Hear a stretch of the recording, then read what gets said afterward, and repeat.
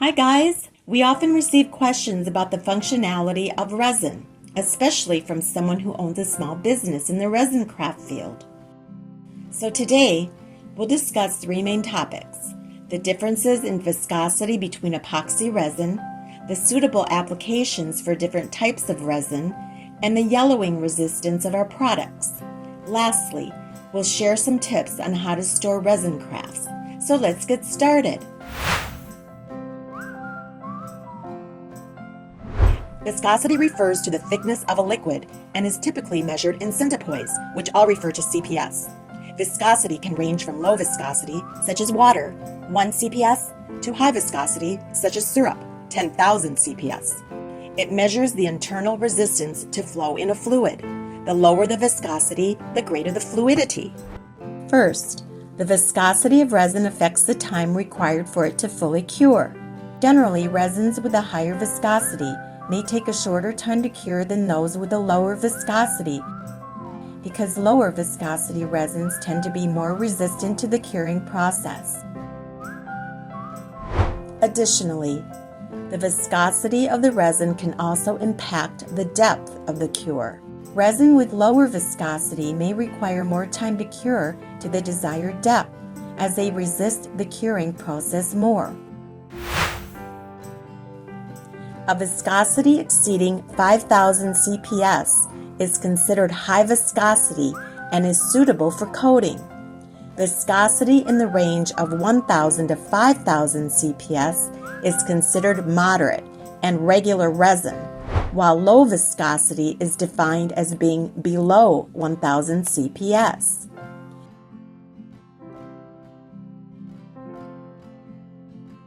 We offer different types of epoxy resin.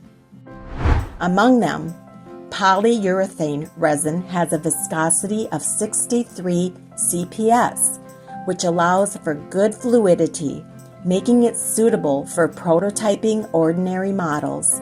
It features quick curing and demolding within 15 minutes. Regular epoxy resin and fast cure epoxy resin have a viscosity of 1,000 to 2,000 CPS, making them suitable for casting molds. They can be used for making thin bookmarks, pendant decorations, and ordinary small ornaments. The fast cure resin has a slightly higher viscosity and cures relatively quickly, requiring about 3 to 6 hours for curing, and it is more suitable for thin molds. Tabletop epoxy resin has a viscosity of 7,500 CPS, resulting in weaker fluidity, and it takes about 8 to 12 hours to fully cure. It is ideal for projects such as coating, hand-painted artwork, and desktop protective layers, providing scratch resistance, impact protection, and waterproofing to safeguard the surface.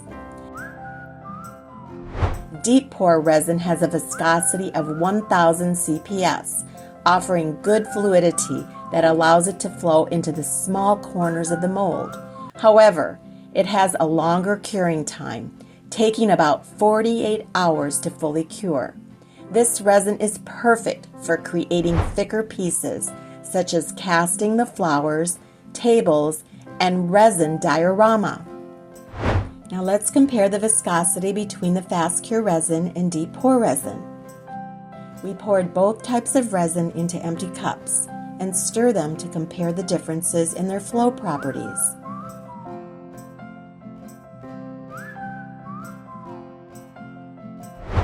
The comparison of the viscosity of 5 types of resin, including regular epoxy resin, tabletop resin, deep pour resin, fast cure resin, and polyurethane resin. By pouring the 5 pre-colored resins into the molds, it is clear that the significant differences in viscosity among them. Pour the 5 resins on the same surface to compare their fluidity.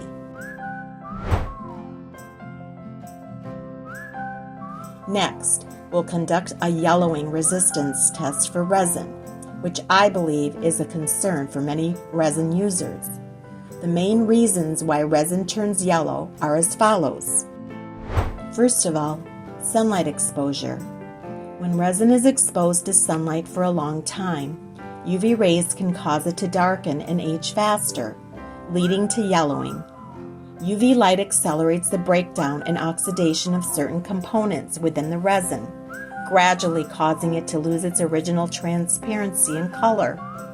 Secondly, oxidation reaction.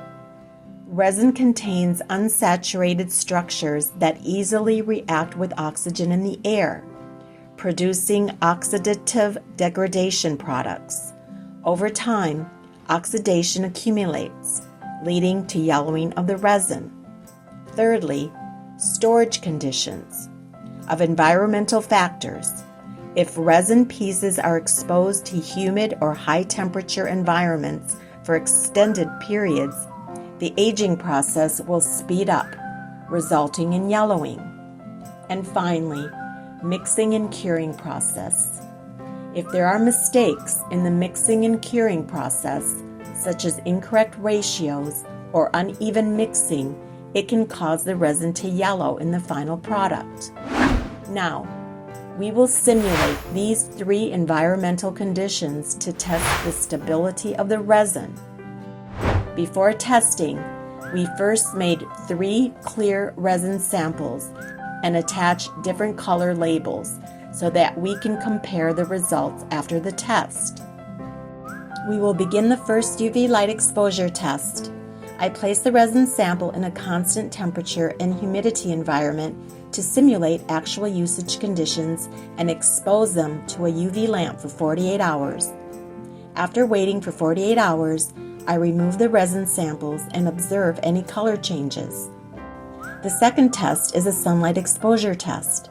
I place the resin sample in an environment with direct sunlight to simulate actual usage conditions. The exposure time will be 1 month, allowing us to observe the effects of ultraviolet light in natural sunlight on the resin. The third test is an oven test.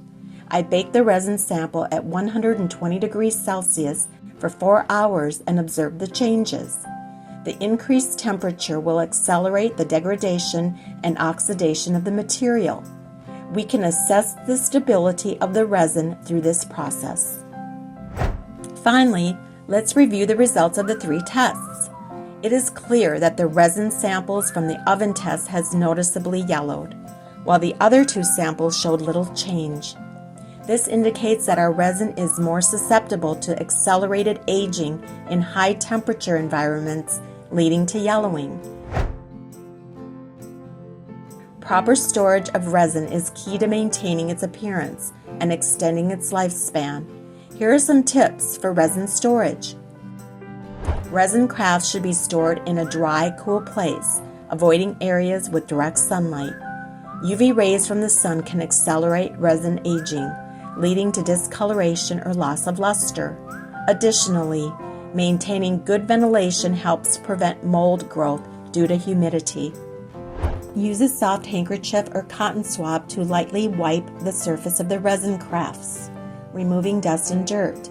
It is not recommended to use rough cleaning tools, as they may scratch the resin surface.